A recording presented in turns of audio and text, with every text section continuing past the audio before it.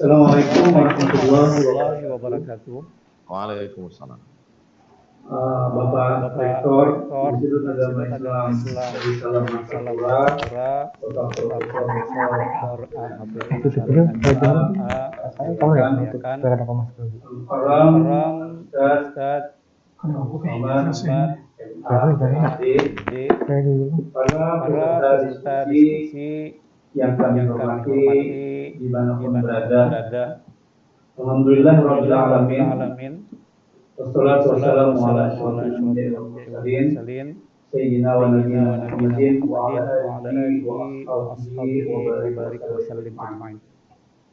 Alhamdulillah atas berkat rahmat Allah Subhanahu wa taala pada sore hari ini kita dapat kesempatan berharga bisa mendengarkan dan berdialog langsung dengan mulia Al-Ustaz Muhammad PhD sekalipun hanya secara online, secara virtual. Namun hal ini tidak mengurangi nilai ibadah kita dan keberkahan acara ini. Insyaallah. Salawat dan salam semoga selalu tercurah kepada baginda Rasulullah Sallallahu Alaihi Wasallam, para sahabat, dan pengikut beliau hingga akhir nanti. Baiklah. Izinkan kami membacakan tujuan acara pada hari ini.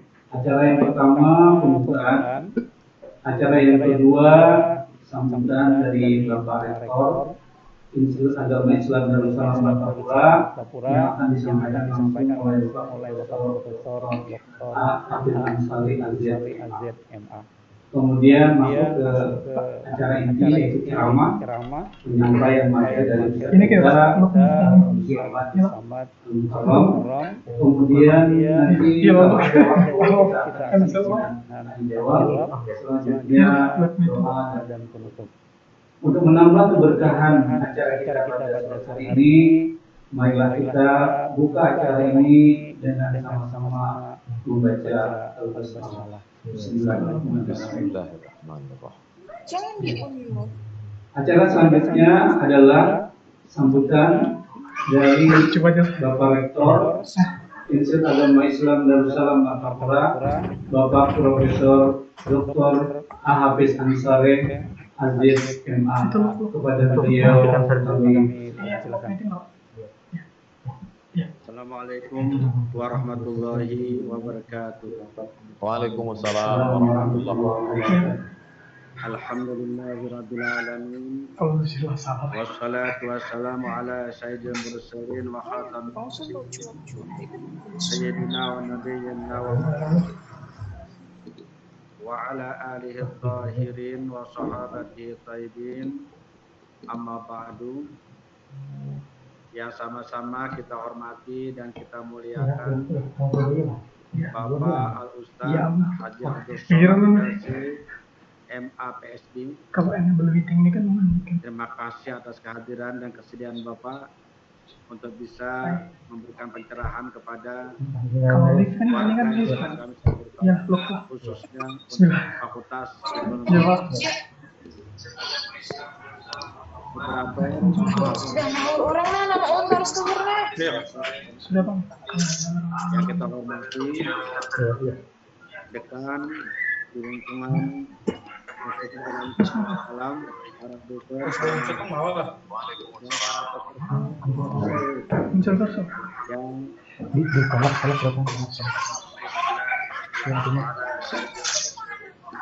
Alhamdulillah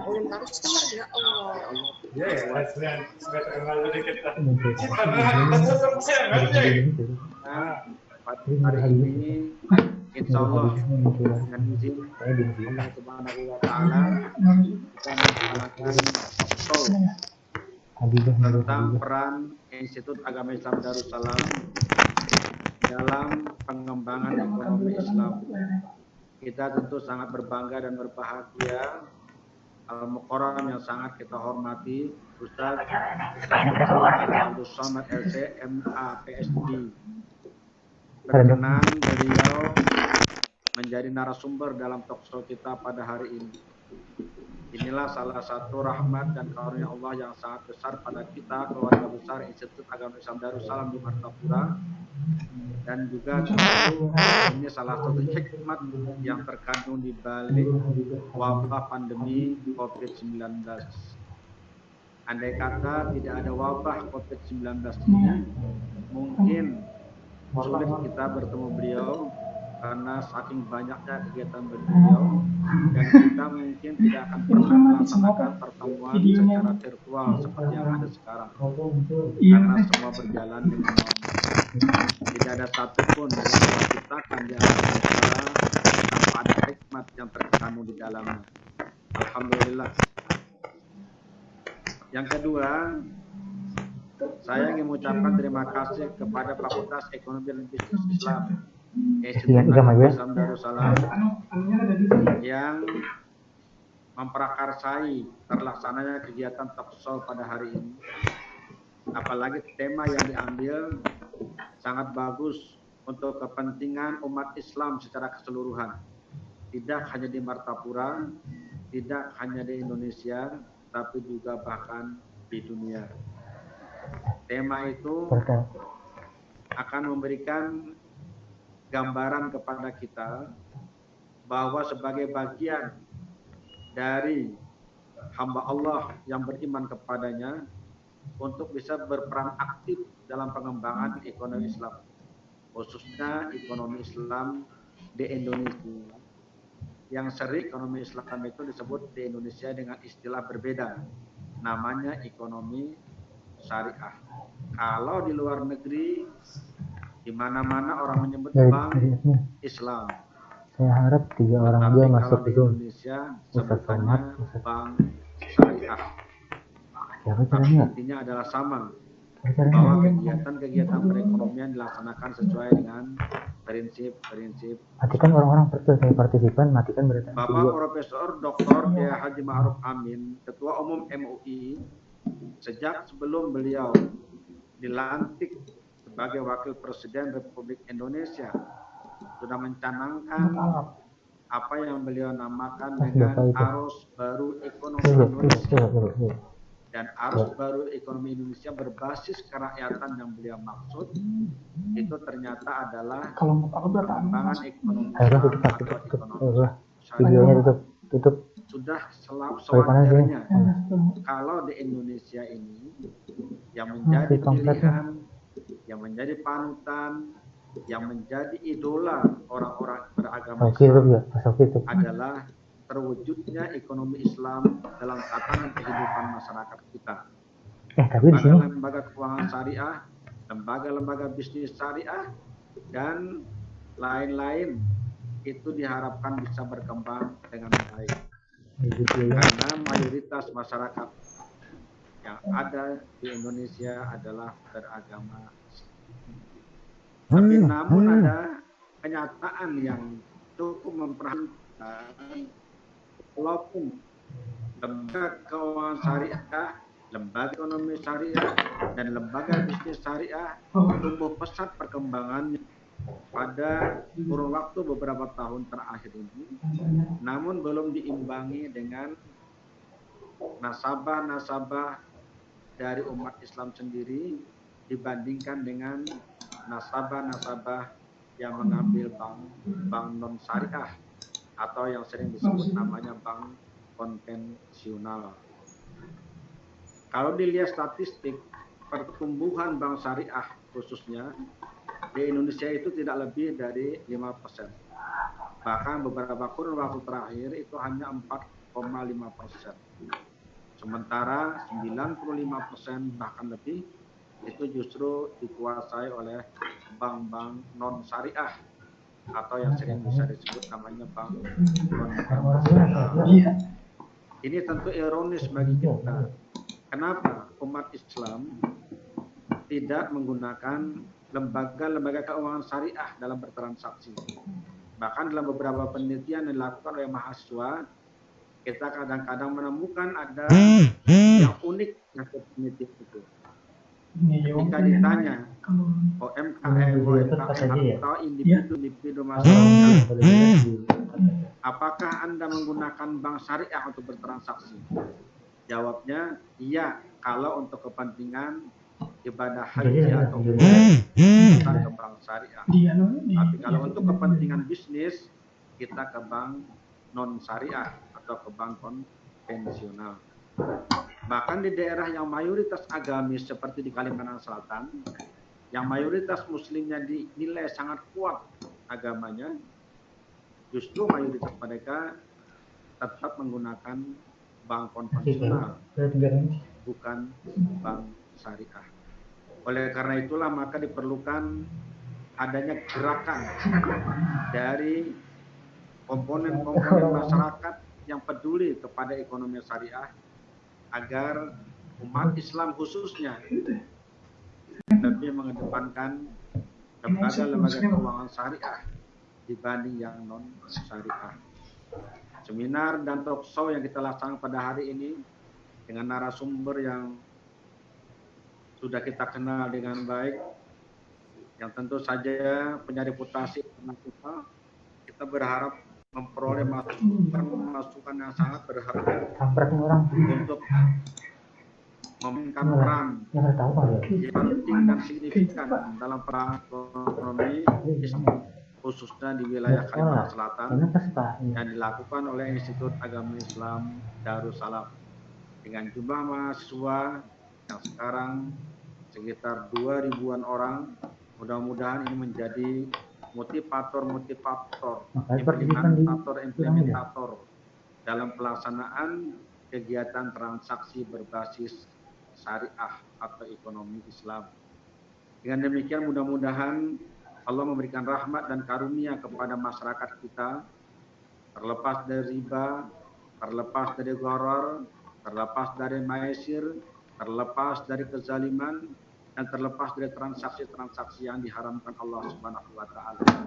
Semua itu tentu insya Allah akan terwujud dengan baik kalau kita yang peduli kepada ekonomi syariah atau ekonomi Islam ikut berperan aktif di dalam menggalakkan berbagai komponen masyarakat bisa menjadikan ekonomi Islam sebagai bagian dari kehidupan masyarakat Muslim di Indonesia. Saya menyampaikan ucapan terima kasih yang sebesar-besarnya kepada Yang Mulia Al-Ustadz Haji Abdul Somad LCMA PSD yang berkenan sebagai narasumber tunggal di dalam kegiatan talk show pada hari ini.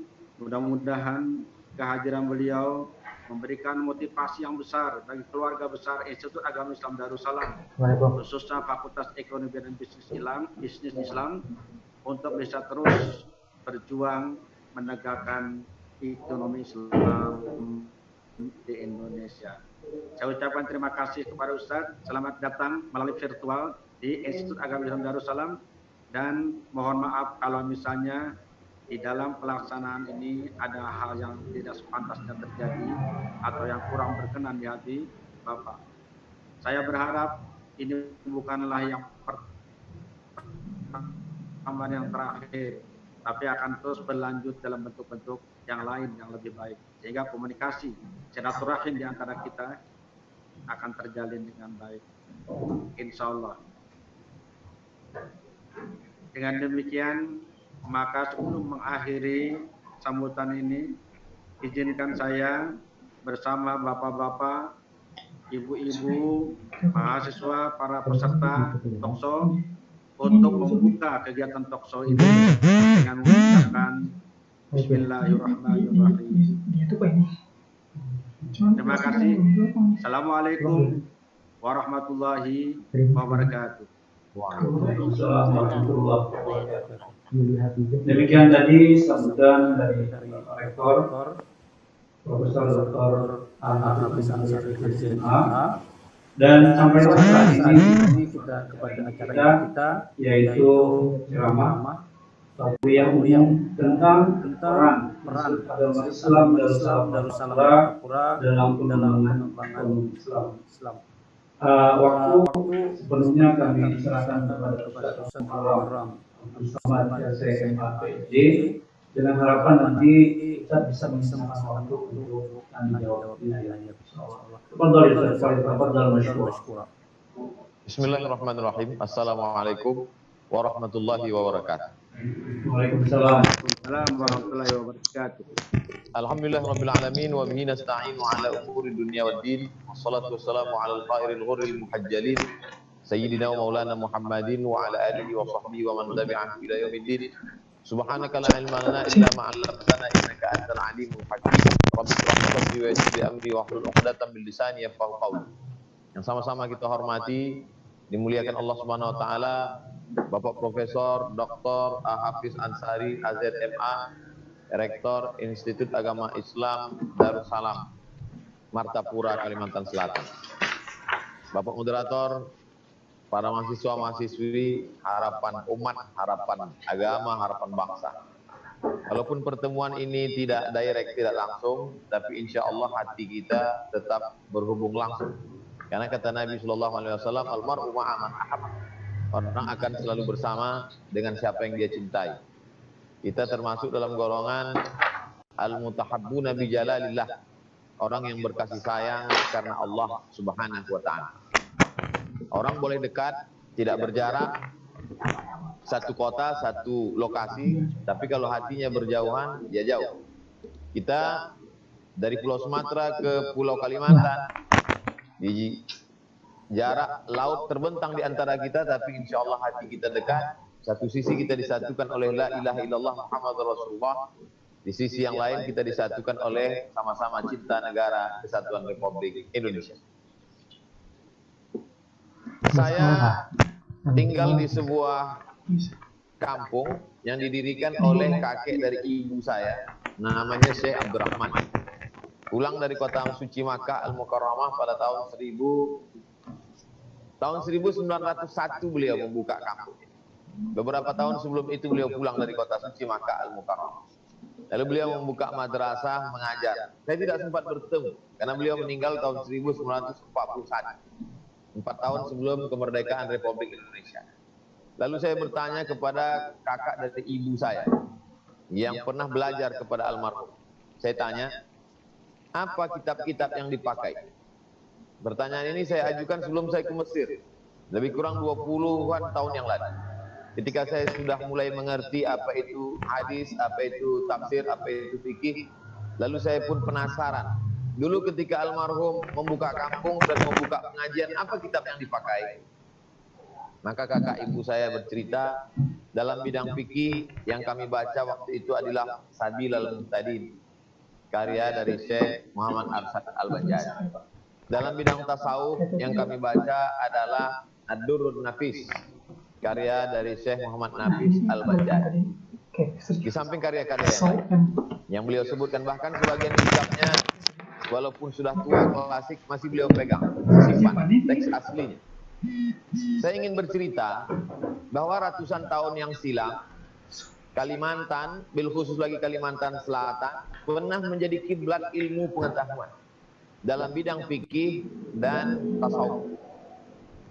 Dari mulai Aceh sampai Semenanjung Melayu sampai ke Sulawesi, hampir seluruh masyarakat ini belajar fikih dari kitab Sabil al-Muhtadin. Begitu juga pengembangan ilmu tasawuf yang sesuai dengan sunnah Rasulullah SAW. Dalam rangka tazkiyatun nafs, mendekatkan diri kepada Allah, mereka juga memakai referensi dari Kalimantan Selatan. Jadi ibarat masuk ke dalam rimba raya, maka generasi Kalimantan Selatan hari ini, bil khusus adik-adik yang sedang mengambil ilmu pengetahuan di Institut Agama Islam Darussalam, kalian tidak sedang memasuki rimba yang belum pernah dibuka. Jalan itu pernah dirintis. Jalan ilmu pengetahuan, tulis menulis, karya ilmiah sudah dirintis oleh ulama-ulama terdahulu ratusan tahun silam. Syekh Muhammad Arsyad Al-Banjari, Syekh Nafis Al-Banjari. Oleh sebab itu kalau ada orang Kalimantan Selatan hari ini merasa ragu untuk membuat karya ilmiah, merasa sungkan untuk berkarya dalam pemikiran Islam, sesungguhnya dia perlu lagi membaca sejarah masa lalu.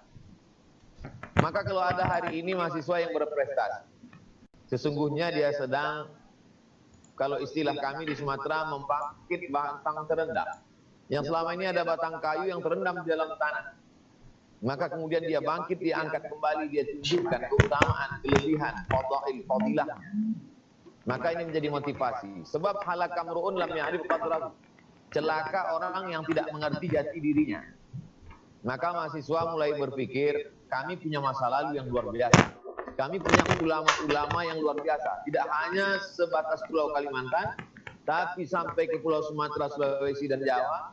Bahkan internasional, sampai ke Patani, Thailand Selatan, sampai ke Malaysia, Semenanjung, sampai ke Brunei Darussalam.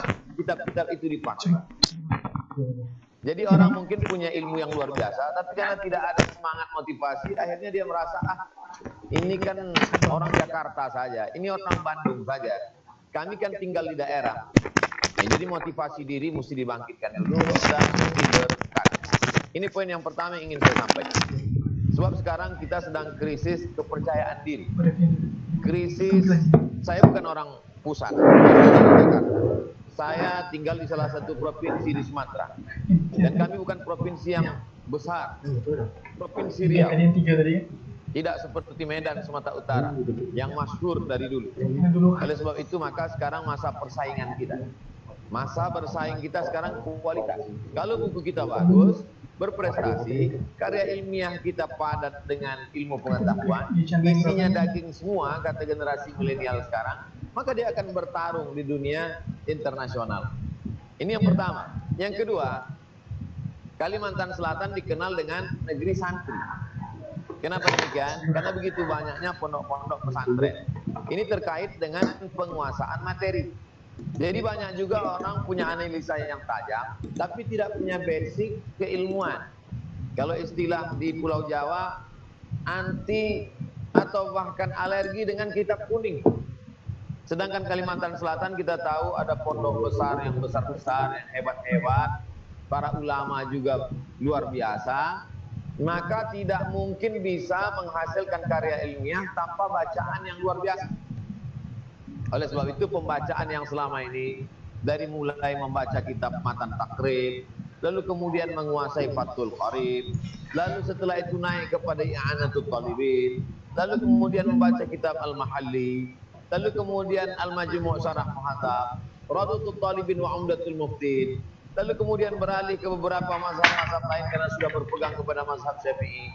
Belum lagi kitab usul fiknya.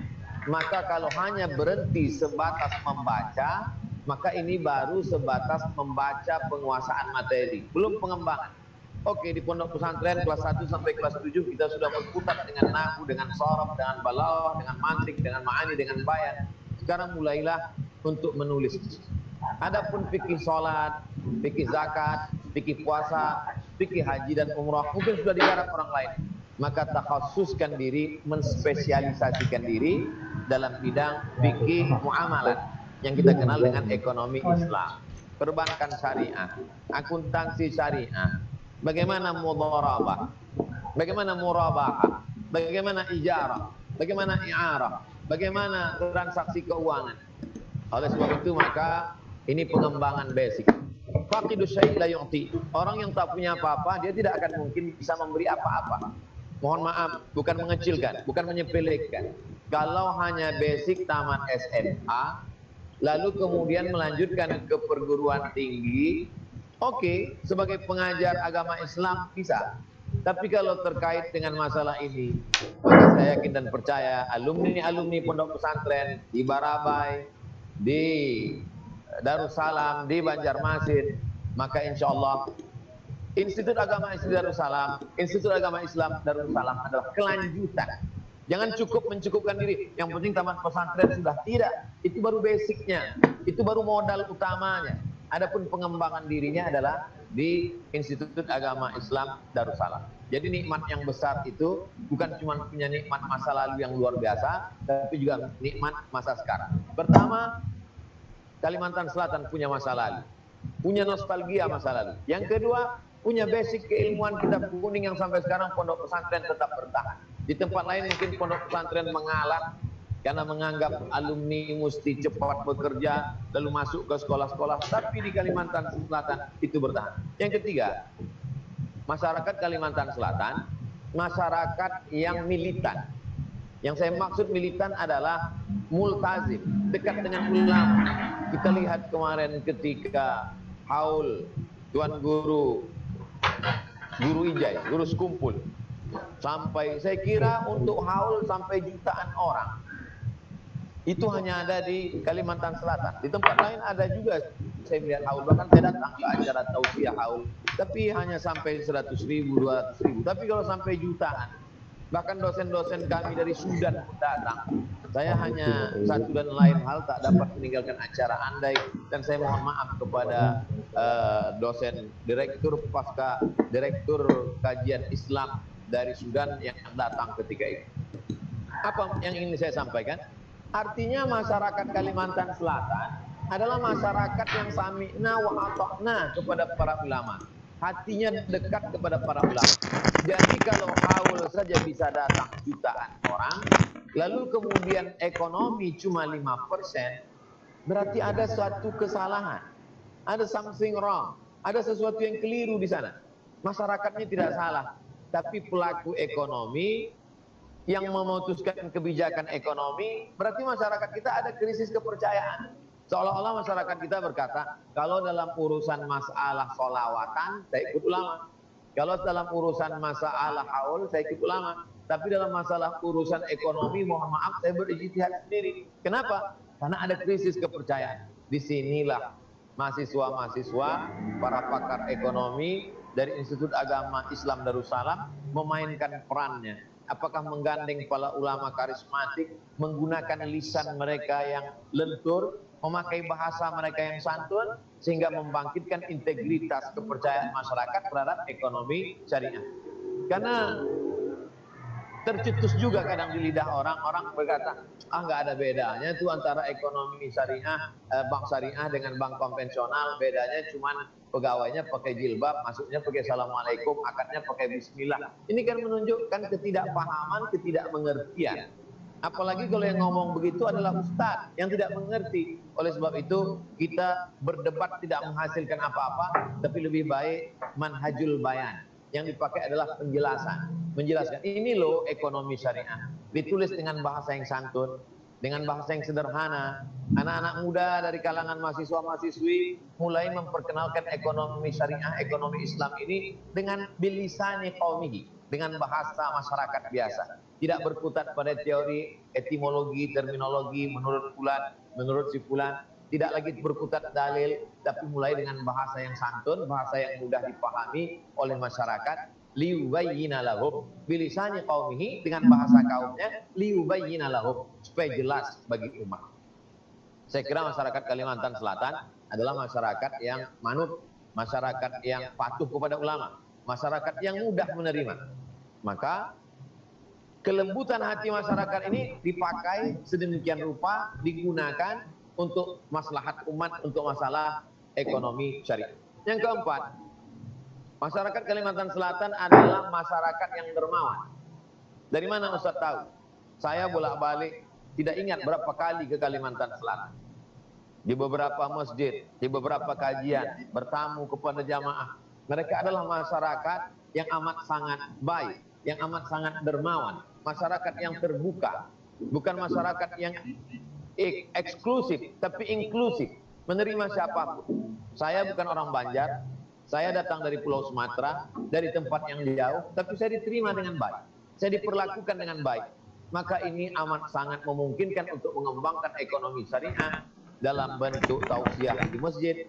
Maka tidak lagi jamaah di masjid itu diberikan pengajian tentang ridho, tentang tawakal, tentang sabar, tentang qanaah. Mungkin kajian itu sudah khatam, tapi disusun kurikulum yang baru tentang bagaimana mudharabah, bagaimana murabahah, bagaimana ijarah, bagaimana ekonomi syariah, apa itu bank syariah, bagaimana yang katanya bagi hasil itu tidak riba. Kok mirip-mirip saja Pak Ustadz?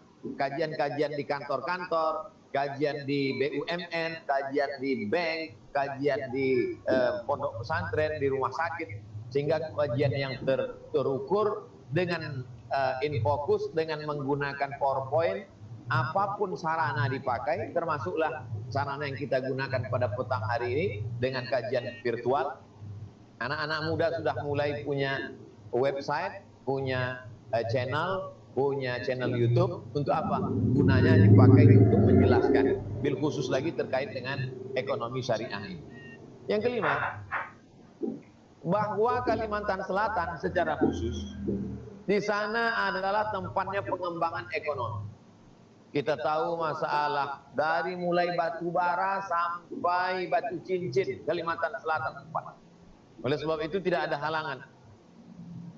Dari mulai hasil alam, hutan, sampai sungai, sampai ikan-ikan, sampai segala aspek ekonomi ini amat sangat mungkin bisa dikembangkan. Jadi kita tidak bercerita tentang anak fakultas perikanan beternak ikan di atas kertas. Kan ini yang terjadi sekarang. Anak fakultas pertanian bertanam semangka di dalam makalah. Sehingga kalau bercerita tentang teori luar biasa. Ini semangka kalau digali di dalam tanah akan disemai, akan ditanam, buahnya akan sebesar bola basket. Tapi hasilnya ternyata hanya sebesar bola pingpong. Sehingga diketawakan masyarakat. Tapi Kalimantan Selatan, apakah itu sektor pertanian, tanahnya amat sangat luas. Sektor perikanan amat sangat memungkinkan. Sektor peternakan, semua. Maka tidak ada alasan untuk tidak mengembangkan ekonomi syariah. Saya optimis, saya yakin dan percaya. Melihat dari 5 aspek tadi, 5 aspek yang saya ceritakan tadi amat sangat memungkinkan. Saya yakin dan percaya kemampuan mahasiswanya, masa lalunya yang luar biasa, keramahan dan kesiapan masyarakatnya serta militansinya terhadap ulama, maka saya yakin dan percaya kebangkitan ekonomi syariah akan berawal dari Kalimantan Selatan. Tapi ini tidak bisa gerakan masyarakat saja, karena masyarakat itu seperti handphone, dia mesti ada baterainya. Kalau tidak ada baterai, walaupun handphone itu ada MP3-nya, ada MP4-nya, bisa nelpon, bisa video, mati dia kalau tidak ada baterai. Baterainya itu apa? Baterainya adalah para ulama. Innama yakhshallaha min ibadihil ulama. Ulama yang takut kepada Allah, ulama yang berilmu, ulama yang qanaah. Dan tempat penggemblengan pembentukan ulama, tempat membentuk baterai yang menghidupkan handphone umat ini, itu adalah Institut Agama Islam Darussalam. Saya yakin dan percaya itu. Oleh sebab itu maka adik-adik, sahabat-sahabat yang sedang menekuni ini, innallaha, sesungguhnya Allah Subhanahu wa taala yuhibbu, suka kepada seseorang idza amila amalan ayyutqinah. Kalau dia menekuni sesuatu, dia itqan, profesional.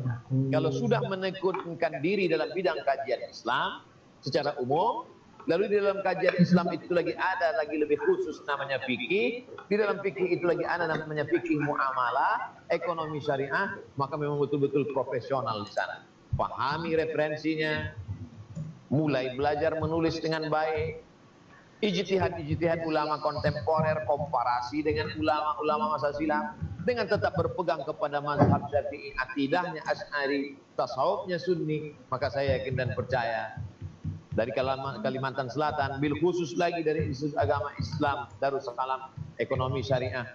Mungkin sebagian orang akan putus asa. Saya pernah bertanya kepada Ustadz Dr. Safi Antonio yang diyakini sebagai salah satu tokoh ekonomi syariah. Saya tanya, apa kesulitan kita, Ustaz? Kata beliau 2. Yang pertama, support pemerintah. Yang kedua, iklan ke masyarakat. Support pemerintah kita bisa support melalui anggota dewan. Dan pemerintah akan mengikut arus masyarakat. Kalau sudah masyarakat semua mengkehendaki, maka pemerintah pasti akan ikut. Lalu kemudian yang kedua yang jadi penghalang adalah iklan. Karena modal untuk iklan sulit sekali. Dan saya kira masyarakat Kalimantan Selatan bil khusus dan kita secara umumnya, iklan ini kita tidak terlalu berat. Kenapa? Karena setiap masyarakat mengikut ulama, ulama punya pengajian, ada khutbah Jumat, ada kajian asar, ada kajian maghrib, ada i'tikaf, ada maulidan, ada haulan, ada pembacaan barzanji, ada pembacaan simtud dorar. Kalaulah majelis-majelis ini tidak hanya sekedar salawat, tidak hanya sekedar berzikir, tidak hanya sekedar berdoa, tapi dimasukkan ke dalamnya semangat membangkitkan ekonomi umat, maka insya Allah gelinding snowball bola salju ini akan berawal dari Kalimantan Selatan, dari Institut Agama Islam Darussalam, maka bergelinding ke Sulawesi, bergelinding ke Sumatera, bergelinding ke Jakarta, maka insya Allah bangkitlah ekonomi umat ini. Mungkin saya akan meninggal, lalu kemudian ekonomi ini belum juga bangkit, na'udzubillah, tapi saya merasa sudah menyampaikannya sehingga dia akan menjadi amal jariah. Memang kita kalau berbuat sesuatu itu tidak mesti kita yang menikmati. Idza waqa'at ala ahadikumul qiyamah, kalau kamu sudah mau mati, wa biyadihi fasilah, di tanganmu ada bibit korma, falyughrisha, tanamkan. Engkau tanamkan Abdul Somad, kemudian ikut yang menanamnya adik-adik mahasiswa-mahasiswi Institut Agama Islam Darussalam, disupport oleh Pak Rektor Civitas Akademika, disupport oleh kepala daerah, disupport oleh masyarakat umum, maka insya Allah mengalir dia sebagai amal jariah, bekal menghadap Allah Subhanahu wa Ta'ala. Dan saya kira sebagai pengantar itu yang dapat saya sampaikan, Pak Moderator. Selanjutnya saya kembalikan, mungkin kita lebih pada dialog interaktif. Demikian, mohon maaf atas segala kekeliruan. 5 poin kebangkitan ekonomi syariah. Assalamualaikum warahmatullahi wabarakatuh. Waalaikumsalam warahmatullahi wabarakatuh. Terima kasih, Ustaz. Selanjutnya ini ada beberapa pertanyaan. Titipan pertanyaan. Kami bacakan satu persatu atau satu dijawab kemudian Mungkin saya jawab satu-satu dulu, Ustaz. Takut lupa. Satu pertanyaan saya jawab. Baik, Ustaz, ini ada pertanyaan dari Ibu Khalidah, beliau adalah dosen di di Pertanyaan beliau, bagaimana menurut Ustaz mengenai Dewan Pengawas Syariah yang paham ilmu ekonomi syariahnya, tetapi secara teknis kurang kompeten. Itu yang pertama, dua pertanyaan ya. Oke. Saya jawab satu dulu. Oke. Jadi salah satu aturan yang sudah diatur oleh pemerintah bahwa setiap perbankan syariah atau lembaga yang mengelola uang masyarakat, dia mesti ada Dewan Pengawas Syariah. Karena tidak dapat dipungkiri, sebagian pelaku yang ada di bank itu adalah dia merupakan bagian dari bank konvensional. Kita ambil satu bank mandiri, lalu kemudian membuka divisi bank syariah, bank syariah mandiri (BSM). Lalu kemudian BRI, dia punya divisi bank syariah, bank BRI syariah. Lalu kemudian demikian juga BNI, lalu kemudian BNI syariah. Ini adalah salah satu cara diberikan aturan dia membuka divisi selama 16 tahun. Nanti selama 16 tahun kalau dia sudah bisa mandiri, dia akan membuat bank syariah tersendiri. Nah, ketika dalam proses itu tidak bisa ujuk-ujuk langsung pegawainya itu alumni taman pesantren yang ngerti syariah, langsung nggak bisa. Oleh sebab itu sebagiannya adalah mungkin alumni dari Universitas Fakultas Umum, SE, sarjana ekonomi, sarjana akuntansi, lalu kemudian bekerja di sana. Tapi dalam perjalanannya mereka tidak menguasai secara syariah. Bahkan kepala divisi syariahnya pun tidak mengerti syariah. Maka di sana ada pengawasnya, yaitu Dewan Syariah. Nah, Dewan Syariah ini juga terkadang menguasai kitab kuning, paham fikih klasik, tapi tidak mengikuti perkembangan. Oleh sebab itu mesti mengupdate ilmu pengetahuan. Mulai membaca fikih kontemporer, fikih ekonomi kontemporer, mengikuti perkembangan, mengupdate ilmu pengetahuan, mengikuti seminar. Nah, jadi sebelum dia menjadi anggota Dewan Syariah ini, maka dia ada semacam ijazah, semacam lisensi. Jadi kalau belum pernah mengikuti pelatihan ini yang diadakan oleh Kementerian Agama atau Lembaga Syariah Nasional, kalau masyarakat ekonomi syariah, kalau dia tidak punya ijazah, maka dia tidak akan mungkin bisa menjabat itu.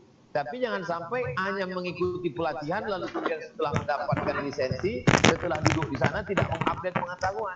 Na'udzubillah, kita akan menjadi dhallah wa adhallah, menyesatkan. Jadi lagi-lagi keseimbangan. Makanya tadi saya katakan, saya tidak ragu sedikit pun dengan Kalimantan Selatan secara umum Martapura, karena di sana tempatnya orang-orang belajar agama, kitab kuning, tapi juga harus tetap ada pengembangan. Dan yang mengembangkan itu adalah salah satunya Institut Agama Islam. Karena di sana berkumpul para guru-guru besar, para pakar ekonomi, mengundang ahlinya dari Jakarta, mengadakan seminar, mengupdate ilmu pengetahuan, kemudian fatwa-fatwa terbaru dari Dewan Syariah Nasional, dari Komisi Fatwa yang terkait dengan ekonomi, maka insya Allah akan terjadi sinergi antara orang umum yang hebat bidang ekonomi tapi tidak menguasai syariah, dan orang syariah yang punya basic syariah tapi dia juga mengupdate pengetahuannya. Maka dalam sinergitas itulah ekonomi akan bangkit, masyarakat akan percaya, ditambah lagi pertolongan Allah Subhanahu wa taala. Saya kira demikian, Ustaz. Oke. Selanjutnya Pak Ustaz, pertanyaan dua. Pemanfaatan produk-produk bank syariah di Kalimantan Selatan masih rendah jika dibandingkan dengan jumlahnya yang dikenal religius. Ada anggapan bahwa bank syariah sama saja dengan bank konvensional, hanya saja namanya yang berbeda. Pertanyaan, bagaimana menurut Ustaz tentang praktek bank syariah secara umum saat ini? Apakah sudah sesuai syariah? Dan bagaimana jika kita menghadapi anggapan masyarakat tentang bank syariah yang dianggap sama dengan bank konvensional? Terima kasih. Yang pertama, ada halangan kendala dari luar, ada dari dalam. Dari luar adalah mungkin sebagian orang yang tidak suka kalau ekonomi syariah ini bangkit. Ini dari luar. Tapi kita tidak kaji itu. Yang dari dalam sendiri, pemahaman umat. Sekelompok masyarakat yang masih berkutat dengan turas, dengan fikih klasik, lalu ketika bertemu dengan fikih kontemporer ini agak kaget sedikit. Loh, ini nggak ada dalam kitab. Nah, oleh sebab itu maka pendekatannya dialog. Dialog dari mahasiswa Fakultas Ekonomi, Perbankan Syariah, Bisnis Syariah dari Institut Agama Islam Darussalam ke pondok-pondok pesantren dalam rangka sosialisasi.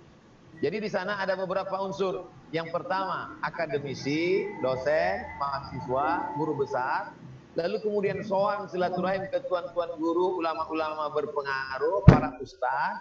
Lalu kemudian di sana pula ada pelakunya langsung yang mereka mungkin tidak memiliki ilmu yang memadai dalam bidang syariah, tapi mereka pelaku sehari-hari, mereka mengerti itu sirkulasi syariah ini. Maka ketika mereka saling melengkapi kekurangan, ini terlalu berkutat di kitab kuning tapi kurang pengembangan, ini hebat pengembangan tapi mungkin enggak khatam kitab kuningnya, yang ini enggak bersentuhan dengan kitab kuning secara langsung tapi dia setiap hari ikut mengembangkan ini.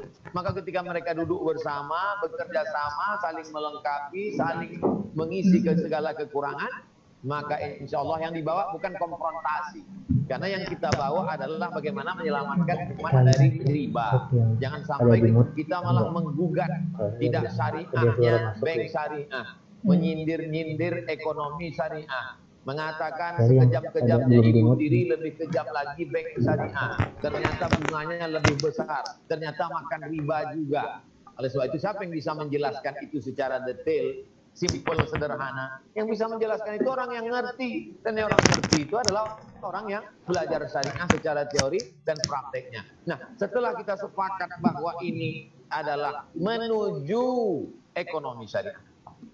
Bagaimana mungkin dia syariah, Pak Ustaz? Dia kan masih menginduk ke bank konvensional. Dan dia masih di bawah BI, Bank Indonesia. Suku bunganya kan diatur BI. Maka tadi saya jelaskan. Bagaimana caranya biar supaya bank syariah ini tumbuh? Maka dia menginduk dulu ke bank konvensional, dibukalah divisi syariah, diberi waktu selama 16 tahun. Setelah dia mapan, lalu dia memisahkan diri. Tapi ada yang bisa langsung menjadi bank syariah, seperti Bank Aceh. Bank Aceh itu adalah awalnya BPD, Bank Pembangunan Daerah. Lalu kemudian karena support ekonomi bagus, disupport oleh politik, maka berdirilah bank syariah. Begitu juga dengan Nusa Tenggara Barat, bank syariah bisa berdiri sendiri, independen. Lalu kemudian ini ijtihad ulama kontemporer menuju bank syariah. Jadi kalau kita adakan pendekatan persuasi, ulama-ulama yang berpengaruh yang punya jamaah, bawa banyak jamaah, lalu kemudian kurikulum pengajian di kantor, di masjid juga mengarah kepada penyegaran pemahaman tentang ekonomi syariah. Saya yakin dan sekarang ketika yang jadi masalah adalah hutang dan pajak mau kita bayarkan dalam waktu yang sama. Hutangnya 5 juta, pajaknya 5 juta. Sementara uang kita cuma ada 5 juta. Mana yang kita dulukan? Maka pada saat bertemu dua kewajiban, lihatlah kewajiban yang tak terelakkan. Maka mana yang tidak terelakkan, itu kita dulukan. Atau kita pinjam ke tempat pinjaman yang baru, kita bayarkan. Maka dalam hal ini sama-sama kewajiban, tapi kaedahnya saya kira bisa dipahami. Mana yang tak bisa terelakkan, sudah jatuh tempo, itu kita dulukan. Makanya kita juga ketika meminjam itu kita sadar betul, ini nanti jatuh temponya tanggal sekian. Saya bayar pajak bumi bangunan, pajak sepeda motor sekian. Maka akhirnya kita atur. Itulah manajemen yang baik. Islam dari awal sudah mengatur itu, tulis menulis, hitung menghitung, supaya apa? Supaya jangan sampai salah dan keliru. Saya kira demikian, Ustaz. Oke, Ustaz. Pertanyaan selanjutnya dari mahasiswi Saudari Husna, mohon penjelasannya tentang jihad ekonomi dan jihad ekonomi seperti apa yang bisa dilakukan oleh mahasiswa di era milenial seperti sekarang ini. Terima kasih, Pak. Ada namanya fikih ibadah, sholat, puasa sunat, baca Quran, zikir, toharoh, suci mensucikan, masalah air mustakmal, masalah wudhu, tayamum, segala macam. Ya, dan itu kita memang dibahas di pondok pesantren, di masjid. Tapi seandainya ada orang mengatakan Islam itu hanya mengurus masalah personal, lalu bagaimana dengan fikih muamalat, fikih hutang piutang, fikih gadai menggadai rohan, fikih bagi hasil mudharabah, fikih permodalan murabahah, fikih pinjam meminjam dai. Lalu bagaimana dengan zakat? Kan tidak mungkin orang bicara zakat. Siapa yang punya kambing 40, zakatnya 1 ekor kambing. Siapa yang punya onta 5 ekor, zakatnya 1 ekor kambing. Gimana kita mau cerita zakat kambing yang masyarakat nggak ada yang punya kambing? Itu menunjukkan bahwa Islam ini mengatur aspek ekonomi. Makanya dalam Islam diajarkan at-tajir, tajir pedagang, as-sadiq yang jujur, al-amin amanah, ma'an nabiyyin, kalau dia mati dia akan bersama para nabi, was-siddiqin bersama orang yang jujur, was-syuhada bersama orang mati syahid, was-sholihin bersama orang soleh. Nah, mahasiswa hidupnya masih subsidi, mohon maaf. Masih kiriman tiap bulan dari orang tua. Masih ada bantuan dari Kementerian Agama. Masih dibantu oleh beasiswa dari perusahaan BUMN. Bagaimana jihad dia? Maka jihadnya mahasiswa adalah bagaimana mengolah data menjadi simple, sederhana. Jadi adik-adik ketika membaca tentang masalah bunga bank, masalah riba, secara etimologi, secara terminologi, ini bahasa Arabnya, ini kitab kuningnya, ibarat makanan, ini makanan berat semua, rendang, ayam goreng, ini nggak bisa masuk ke dalam mulut bayi karena gigi mereka belum tumbuh. Oleh sebab itu maka dihaluskan dulu, dikunyah dulu, lalu disuapkan ke masyarakat. Bagaimana adik-adik mengolah ini menjadi tanya jawab? Update statusnya di Instagram, di FB yang simple saja. Cerita. Bagaimana ketika kita membaca novel tentang perjuangan tokoh dari Turki bernama Badi'uz Zaman Said Nursi. Itu kalau dibaca biografi Badi'uz Zaman Said Nursi itu ribet, jelimet, sulit, payah. Tapi begitu dinovelkan oleh Ustaz Habibur Rahman El-Shirazi menjadi novel yang ringan, orang malah tertarik. Begitu juga konten-konten dakwah. Dakwah itu berat, dakwah itu sulit, dakwah itu menakutkan bagi sebagian orang. Tapi ketika dakwah diolah menjadi ayat-ayat cinta, ketika diolah menjadi ketika cinta bertasbih, difilmkan, maka dia menjadi sesuatu yang ringan. Nah, bagaimana adik-adik bisa mengolah data-data ekonomi syariah ini yang bagi sebagian orang ribet, jelimet, sulit, payah, menjadi tampilan yang simpel, sederhana, mudah. Kalau bahasa Arabnya istilahnya tabsir, penyederhanaan, simpelisasi. Maka insya Allah itu peran adik-adik di sana. Karena mahasiswa Institut Agama Islam Darussalam yang berkutat di bidang ekonomi ini, mereka menjadi jembatan. Mereka menguasai masa lalu, turas, kitab kuning, mereka juga hidup di masa sekarang.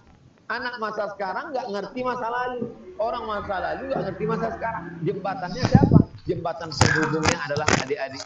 Karena adik-adik menguasai klasik masa lalu dan hidup di masa sekarang. Saya optimis tentang itu, maka berkaryalah, menulislah supaya orang di masa akan datang tahu bahwa kau pernah hidup di masa lalu. Demikian, Ustaz. Mungkin masih bisa satu pertanyaan lagi, Ustaz ya. Mungkin bisa satu pertanyaan lagi ya. Baik.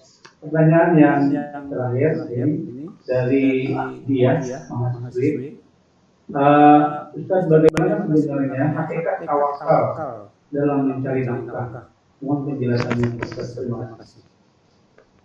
Seorang sahabat datang menjumpai Nabi di dalam Masjid Nabawi. Ontanya, kudanya, kendaraannya di luar, belum dia ikat. Lalu dia tanya Nabi, "A'siluha wa atawakkal am utliquha wa atawakkal?" Saya ikat dulu, saya tambatkan dulu baru bertawakal, atau saya biarkan saja terus bertawakal? Kata Nabi, "I'tilha wa tawakkal." Ikat dulu, tambatkan, baru bertawakal. Sebetulnya pertanyaan itu simpel aja. Semua kita berpikir bahwa kalau nggak diikat ya lepas. Tapi sebenarnya dia mau lihat bagaimana cara pikir mengikut ajaran Nabi Muhammad SAW. Apakah tawakal itu mengajarkan lepaskan tawakal pada Allah? Enggak. Ikat dulu, ikatnya simpul kuat, perhatikan sekeliling, masuk masjid, kalau ada orang pesan, tawakal. Makanya prosesnya wasyawirhum fil amri. Ajak mereka bermusyawarah. Setelah musyawarah, fa idza azamta, setelah musyawarah kumpulkan banyak pendapat, setelah berhasil satu pendapat bulat, azam tekad kuat, setelah itu fatawakkal 'alallah. Bertawakallah kepada Allah. Gali dulu tanahnya, masukkan bibit jagung, siram, kandang keliling supaya jangan dimakan babi, maaf. Berdoa di waktu malam, tawakal. Ternyata setelah di kandang, diseruduk, menurut prediksi kita nggak akan masuk babi, ternyata gajah yang datang. Berarti takdir, qadar Allah. Tapi orang yang tidak melakukan usaha, lalu bertawakal kepada Allah tanpa usaha, maka dia bukan ahlus sunnah, dia ahlul bid'ah. Yang namanya ahlus sunnah itu ada namanya al-kasbu wal ikhtiyar. Itulah mazhab kita, akidah Imam Abul Hasan Al-Asy'ari. Adapun Jabariyah, udah berserah saja kepada Allah. Sedangkan Qadariyah, Mu'tazilah mengatakan nggak ada takdir. Sedangkan kita Ahlus Sunnah wal Jamaah ada takdir. Tapi kita juga ada al-kasbu wal ikhtiyar. Setelah kita berusaha, bertawakal kepada Allah Subhanahu wa taala. Demikian Al-Mukarram.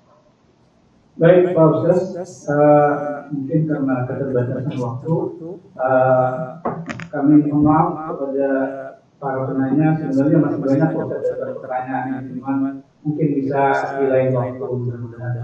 Amin. Terima kasih Pak Ustaz atas kesempatan dan pencerahan dari Ustaz. Kami ucapkan ribuan terima kasih. Sebelum kami menutup, kami mintakan kepada Ustaz untuk mengambil berkah untuk membaca doa.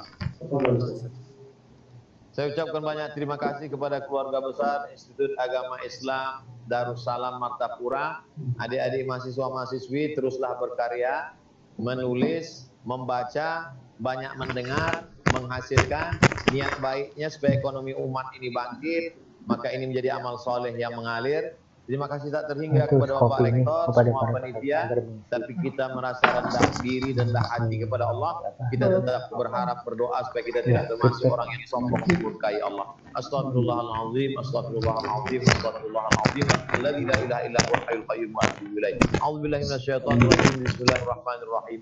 Alhamdulillahirabbil alamin arrahmanir rahim maliki yaumiddin. Iyyaka na'budu wa iyyaka nasta'in ihdinas siratal mustaqim siratal ladzina an'amta 'alaihim ghairil maghdubi 'alaihim waladdallin amin.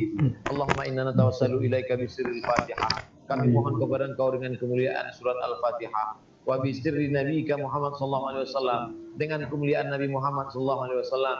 Antu yassir lana umurana, mudahkan urusan kami. Wa taqdi hajatina, tunaikan hajat kami. Wa tuballigh maqasidana, sampaikan maksud niat tujuan kami. Allahumma ja'al hadhil jami'ata jami'atan mubarakah. Jadikan Institut Agama Islam Darussalam Institut Agama Islam yang penuh berkah, melahirkan alumni-alumni yang berilmu, berkompeten, bil khusus dalam bidang ekonomi syariah, sehingga membangkitkan kepercayaan umat. Allahumma ja'al hadzal balada baladan aminan mutma'innan ya'tihi rizquhu min kulli makan.